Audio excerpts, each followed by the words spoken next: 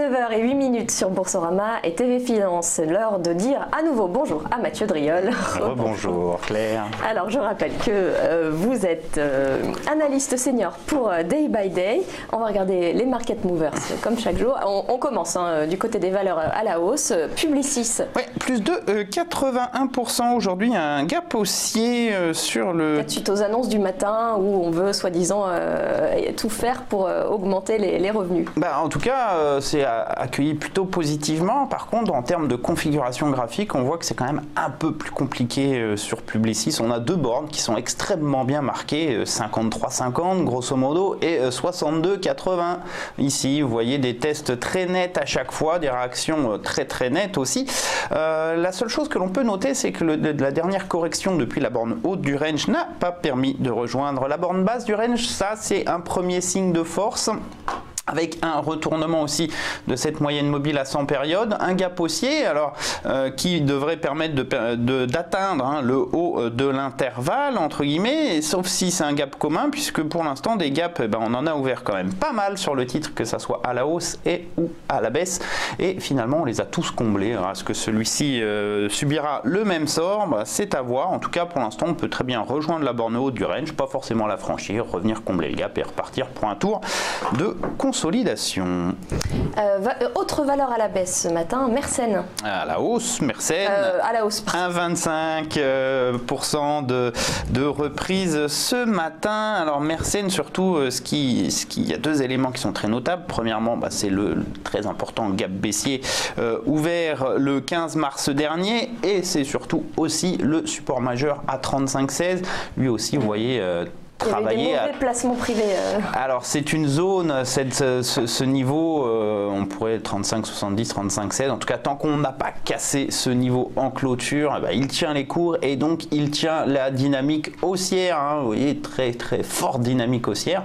Alors est-ce une zone de distribution donc qui viendrait stopper, ou en tout cas ralentir pour un temps ce mouvement haussier? C'est quelque chose qui est possible, mais tant que j'ai pas ce signal, donc tant que j'ai pas cette clôture faible, eh bien, je ne peux que présupposer cela. Attention tout de même, puisqu'on arrête de progresser, on a ouvert ce gap baissier, donc on va dire les briques commencent à se mettre en place, mais j'ai pas encore le signal sur une valeur qui est forte. Alors ça serait même un signal plus général sur les marchés. Lorsque les valeurs fortes commencent à corriger, commencent à se retourner, c'est que le marché sature complètement. Bon, alors cette fois, ce sont bien les valeurs à la baisse qu'on va regarder, notamment BIC. Oui, très net décrochage de BIC, moins 5,64. Alors c'est un titre qui suit tout simplement une belle dynamique baissière, vous voyez. Alors c'est entamé en 2015, mais ça a mis du temps à se décanter. Là aussi, vous voyez, phase de plat. Et puis après, au fur et à mesure, ça se dégrade et ça s'accélère, notamment avec l'ouverture de ces gaps baissiers ici, là, ou encore le dernier, il n'y a pas si longtemps que ça, le 1er février.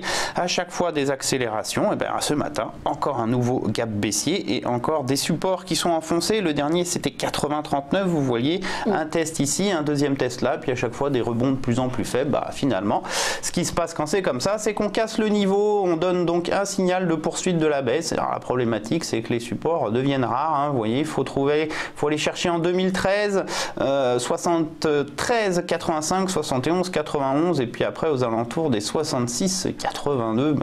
C'est pas un titre qu'il faut détenir en portefeuille, c'est une dynamique baissière, c'est plutôt un titre qu'il faut essayer de vendre. Alors la problématique, c'est de le vendre maintenant, c'est un peu tard puisque le dernier sommet descendant et donc stop, c'est 88,40, c'est un peu loin des cours actuels. Donc en fait, il faut le garder.